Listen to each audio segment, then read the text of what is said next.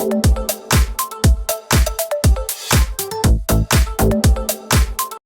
everyone, welcome back to Lippy Studio. Today I'm here to review the Summer I Turned Pretty Season 3, Episode 10, called Last Year. This is the penultimate episode of the show. It's crazy, obviously. Like, this is a big deal. We only have one episode left. And overall, this episode, it packed a lot into it. I would say it not disappoint, though. There was a lot of much-needed things that have been long awaited that finally got resolved. A lot of step forward in a lot of regards. I do have a few questionable things when it comes to Belly and Benito. That's kind of like I don't know how I feel about this, considering how, like, serious I got by the end of the episode. But, yeah, it was good. It covered a lot of time. Like, it started Thanksgiving, so about 3 months or so after the fake wedding or broken wedding, whatever you want to call it, or canceled wedding, I don't know. And then it went all the way to the summer of next year when Belly was supposed to graduate. So basically, this whole episode is Belly basically just making excuses to keep staying in Paris for the entire year. You know, she was originally just going to do that one semester for study abroad. Well, now the study abroad thing fell through. So a part of me kind of felt last week that the writers kind of wrote themselves into a corner when they canceled her study abroad program. But now I'm kind of seeing what they're doing. They're having her, like, they pretty much took everything away from Belly. They took Jere, they took Conrad, and they took Taylor when their friendship was kind of on the rocks. And then they took her study abroad program. So they kind of took away everything from her, and now she has to find herself, which last episode it was a bit harder to see that because she was just chasing her backpack around the entire episode. But this episode, it makes more sense. You know, she's finding herself. She has this new group of friends, these roommates. You know, she gets a new love interest. So this is like the new Belly, a new Belly era. And, you know, it is kind of frustrating because, you know, she keeps making excuses not to go home. And, you know, you think surely she would go home for Christmas. I mean, that's like a special holiday to celebrate with your family. But no, she doesn't come home for Christmas. She doesn't even come home at all, not even for her graduation the next summer. And partly that is to do with her new boyfriend. But the main reason why she doesn't want to go home is because she feels like she hasn't changed enough and she isn't ready to go home and face everyone. And even more so than that, she's afraid she wouldn't be able to go back to Paris because she would get, like, you know, see Conrad again and then everything would fall apart. That's basically what this whole thing is, and Jared to an extent too. Let's see. So Jere is living at Steven's apartment, and Taylor is also living there too. So the three of them are living together. They do a Friendsgiving. We see that this was like kind of like a weird, I didn't think it was really necessary, but we have Jere making out with a girl. Turns out that he's also been dating like one of his guy friends. So it's like, I don't know. I didn't think that was necessary at all. I mean, I think it goes to show you just how quickly he's moved on and how he, you know, kind of dating two people at once or whatever is just kind of a thing that will probably always be a part of his character. Maybe it goes to show you that, like, the original Jere is still there, because that is definitely something he would do, is to, you know, play like two people at once. But, like, we already knew that, so I didn't think it was necessary to show it again. But I thought it was Denise who was making out with in the kitchen. But then I'm like, there's no way Denise would just do that. She would demand privacy. She would not expose people to that because she cares too much. Let's see. I was kind of confused that Steven is still, like, friendly with Jere after the whole Cabo thing. Like, I mean, obviously we jumped forward 3 months, so we would have assumed that they would have had an argument. But I still would have personally liked to see that scene go down because, let's be honest, Steven and Jere have never really had, like, I mean, maybe like indirect beef, but they've never like had like an argument scene. Like, they got along in season 1, they got along okay in season 2, but that was mostly Steven kind of shifted to being friends with Conrad. And in season 3, like, they've not interacted that much, to be honest. And it's all been like Steven ganging up on Conrad. So I would have liked one scene, even if they squeezed it in the last episode where he went off on Jere for cheating on his sister. Like, I think that's something we should have gotten, and it's kind of a bummer that we didn't get, but it's kind of like one of those things, they only have so much time. But then again, they had like 2 scenes of Steven going off on Conrad. You think they could take one out and have him go off on Jere? That's just me. Okay, so basically we have this Friendsgiving. Adam shows up. He brings the champagne from Jere's almost wedding, which that's effed up. We find out that Jere didn't take the job at the firm. So we got that. I think last episode we kind of all forgot about that because Jere was in no position to take that job because he was just like drunk the entire episode and being a dick. Understandably so, he's moping, but yeah, I forgot all about that. I figured he wouldn't take the job with his dad. I just didn't see him doing that. He did go back to school. He's taking online classes, but we find out that he didn't really do that either, which I was kind of confused about. So was he taking online classes or was he not? Like, because Taylor said he's taking online classes, but was that a cover-up? Like, I was kind of confused there. Was that a cover-up for him that Steven and Taylor were in on? I guess so. So he didn't go back to Finch, I guess is what we're supposed to assume. So right now he's just not doing anything. He's cooking around the house, so that's something. But Adam's like had enough. He cuts Jere off, saying you have to live on your own, and yeah. So I mean that's fair. That's fair, I would say. And then Steven and Taylor kick him out of the apartments. Now he's moving in with Denise. What I will say, though, is that Jere did have a few like good lines when he was arguing with Adam, calling him out for how he treated him after he said he needed an extra semester at Finch, a few other things. He did have a good few lines there, but I do think it was good that Adam cut him off because he really needs to learn how to be responsible, and he's never been held accountable. Like, no one's really holding Jere accountable except for Adam, and then Conrad at the end. He does say a few things to him that I think were necessary. But, Steven hasn't held him accountable. Taylor hasn't. Belly, not really. I mean, maybe, a little bit. But, he's gotten away scot-free for a lot of things. So I do think that the getting cut off was necessary. So, let's see. So there's a little something here I'm going to bring up. So Laurel and John are back together. They're living together at the Conklin household. And John says something about having heartburn. So I'm like, what was the point of throwing that in there? Like, to me, it almost seemed like they're setting John up to have a heart attack next episode, and I think there's actually a good chance that he will, and that's the reason that Belly comes home. I mean, sure, it's a little soap opera-y for that to happen. They're not going to kill John off, especially not in the finale. That would be so stupid. Laurel's not going to lose another love of her life, and Belly and Steven aren't going to lose their dad. I mean, if it was not the finale, then maybe I could see that happening, but they're not going to do that. They're not going to end it off on a sad ending. But I do think they might be setting it up for him to have a heart attack or something to happen, and then Belly has to come home.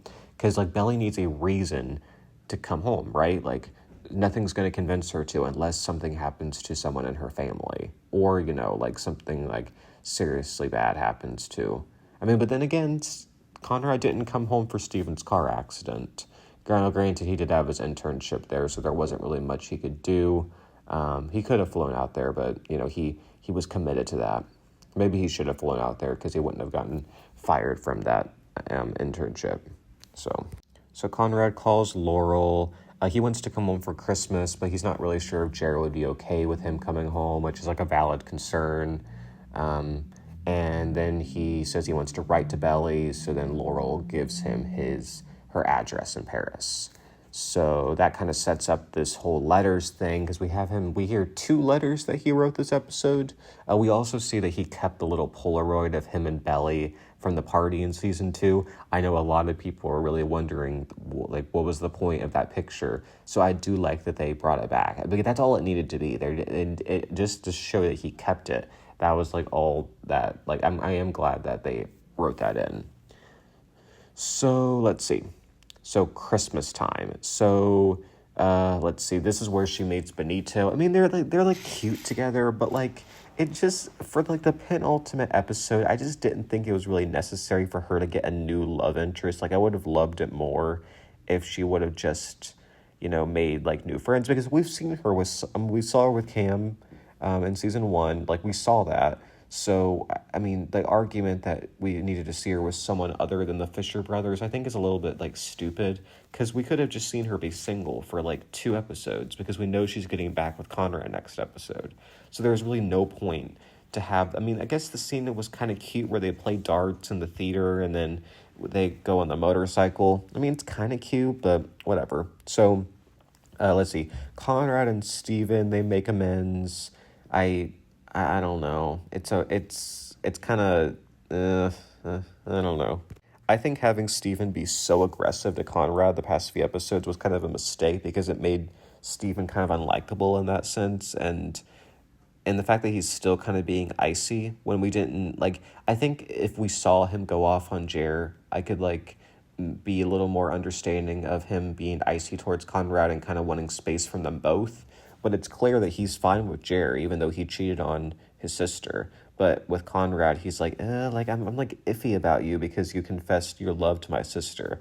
Like, I mean, they're both messed up acts, but, like, one is kind of, like, I would say one's worse than the other. The cheating is worse than the other. So the fact that he would give, but then again, I guess Steven and Jere have always been closer, right, from the beginning. So maybe he feels some sort of obligation because, Conrad does have his own life in California where Jere doesn't really have that. So maybe he just wants to help Jere out. And again, some time did pass.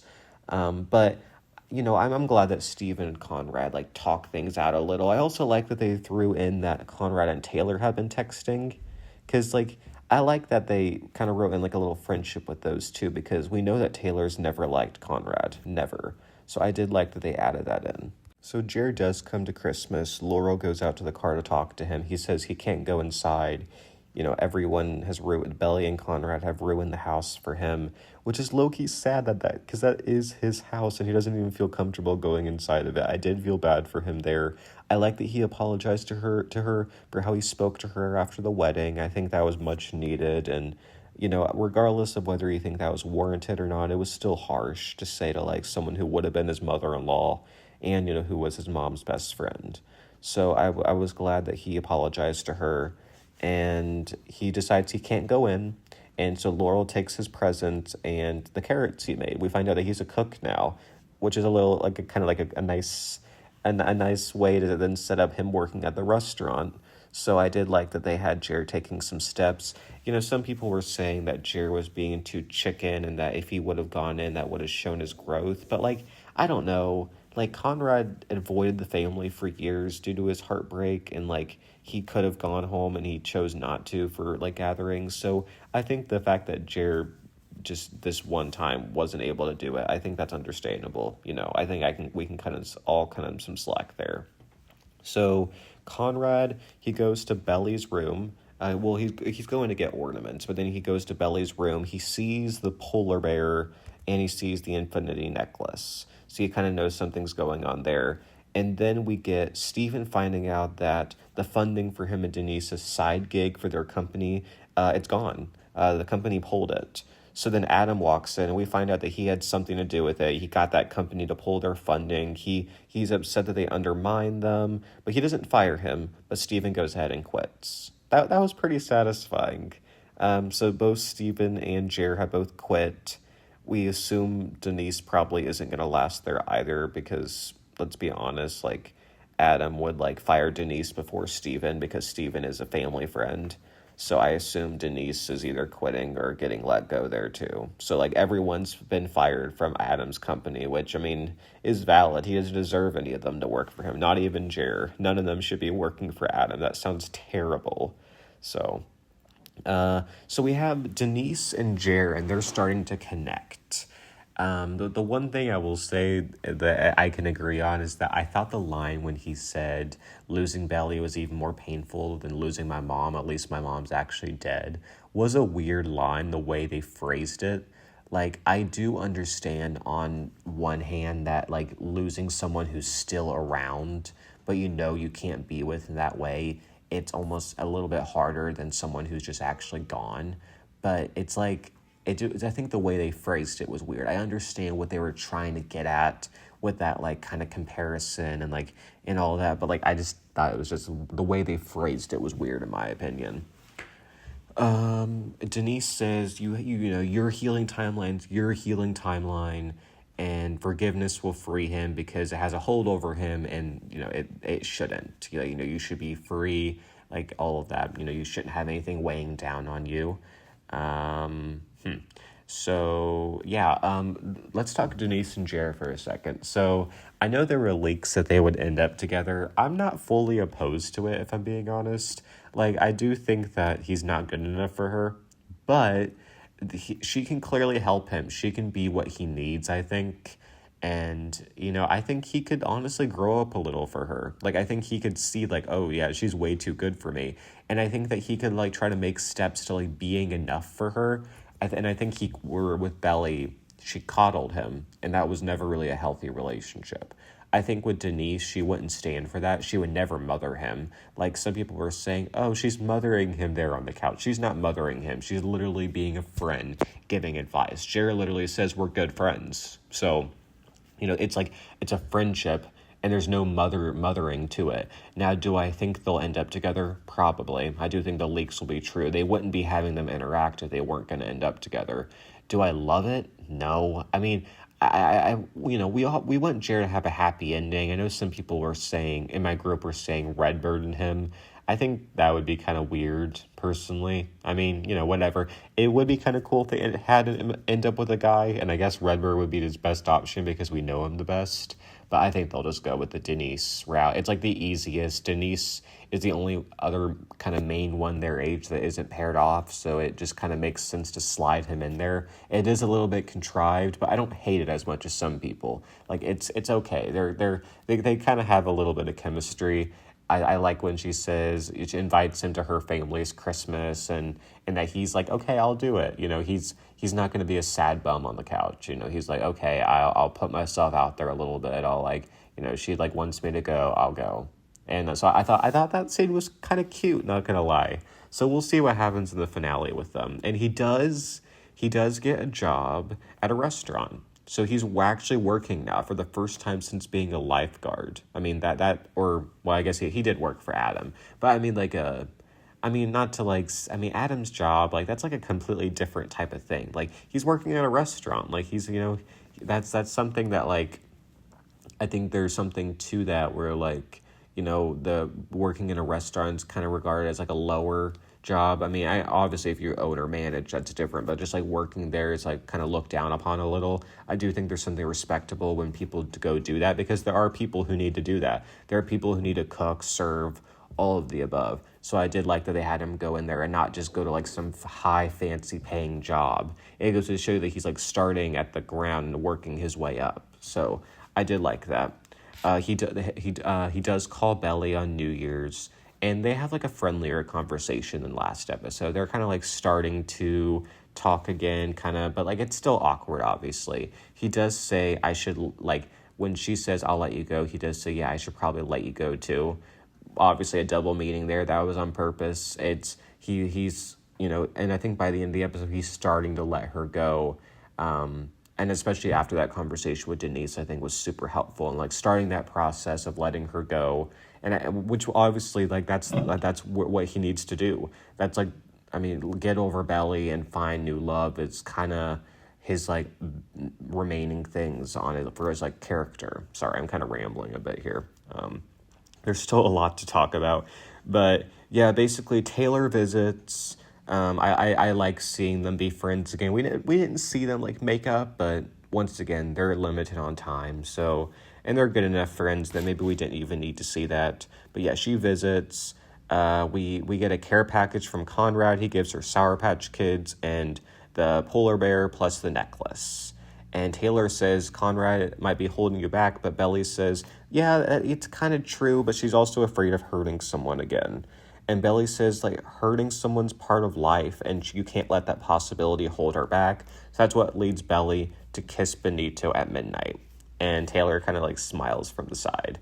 So, now Belly and Benito are dating. It was kind of cute, but the fact that it, like, that it keeps going on and on is kind of... I think they went a bit too serious with Belly and Benito by the end, especially because we're, like, one episode away from the finale. But my favorite scene from the episode is on the anniversary of Susanna's death, both Conrad and Jeremiah end up at their mom's grave. And they argue. And Jere's, I think, first point is that he says, you hung around all summer. You wanted to take her, and, I loved her so much. You have no idea, like, what you build in 4 years and, like, what you lose when it disappears. And Conrad says, how could you sleep with her if you loved her so much? And says, you can't treat her. She's not a fucking object, is what he says. And that's true. I think a lot of people view Belly as an object because, one, I don't think she's a strong enough main character. Like, I don't think they've written her all that well. I mean, she did do volleyball, like, but they took that away from her. And to me, it really seems like at this point, that's the men in her life are the only thing defining her. And like so in that sense, people are kind of like just attach her to a guy, and like that's the extent of her character at this point, which upsets me because there is more to her character. We've seen it before. It's just the way the writers have like taken away her identity, especially when she was with Jere. They took away a lot of that. She's starting to regain some of it now that she's in Paris, but I did like that he said she's not an object. I also like that he pointed out that Jere did get with her a month after they broke up. He does point that out, and granted, that's on both Belly and Jere, but Jere does have a part to play in it. Now, in Jere's defense, he did tell Conrad that night at the motel by the vending machine, if she decides she wants to be with you, I'll let her go, but you guys need to talk it out. I thought that was very mature of him, and Belly chose him. Now, granted, he could have said, hey, like, let's wait like a couple of months, or let's wait a little while to get together, just like Belly and Conrad did originally to be respectful to Jere. They could have done that, but at that point, Belly was leading that, so Jere just went along with it, and you can't really blame him. I mean, that's kind of more on Belly, in my opinion. So they bring up the promises and how they both broke their promises to Susanna. Conrad was supposed to look out for Jere, make sure he doesn't get hurt, and Jere promised to not let anything get between them. So they both broke their promises, but they do call a truce for each other, and they hug. And Jere says, I can never compete with what you two had. It was like a force field, which, I mean, the fact that he admitted that is like almost kind of like a 180. Like, that's huge for him to admit. And it's almost like that kind of felt like a bit out of nowhere. But I mean, at least he can admit it. But then again, let's not remember on the beach in season 2, when after the party, he says there'll always be something between you and Conrad. And he says, you can't marry me to erase him. He said that 2 episodes ago. So he's aware that there's always been something between her and Conrad. But now he's finally accepting it and realizing I can't have her. And he says, I'm not going to be happy about this, but don't waste getting with her. Don't waste that chance. Just do what you have to do. So I did like that. I did like that a lot. I think that to me kind of redeemed Jere in a sense. Like, I think that was probably the best thing they could do for him, is to be like, yeah, like, I'm not going to love this. Not like, because like Conrad didn't, love when her and Jere got together, but he accepted it. So Jere's going to do the same thing because that's what's right. So it is kind of interesting how the cycle has like kind of repeated itself. Like, at first you had Belly and Conrad together and Jere kind of on the outside, and then you had Belly and Jere together with Conrad on the outside, and then it's back to where it was with Belly and Conrad together, Jere on the outside. It's come full circle. The cycle has repeated itself, and we're kind of back where we started, in a sense, sort of, with a lot of messiness in between. Oh my gosh. So, final things. Belly is still dating Benito by the next summer. He wants her to go to Mexico to meet his family. Let's be honest, that's not going to happen. She's very hesitant about that. They've only been dating for what? I guess at this point, they've probably been dating for 5 or 6 months. So, Conrad writes another letter. Let's see. And then we see Agnes one last time. She tells him, you need to go. It was nice to see her again. I am glad we saw her again. And then, so the final thing we see is it's Belly's birthday weekend, and Conrad is flying to see her. and then it looks like she's getting her hair cut. So that's where we leave things off, and Sign of the Times plays. So, yeah. A lot, again, it covered what, Thanksgiving to June. I think Agnes says it's June at the end. So, and yeah, Belly's birthday's it's in June, right?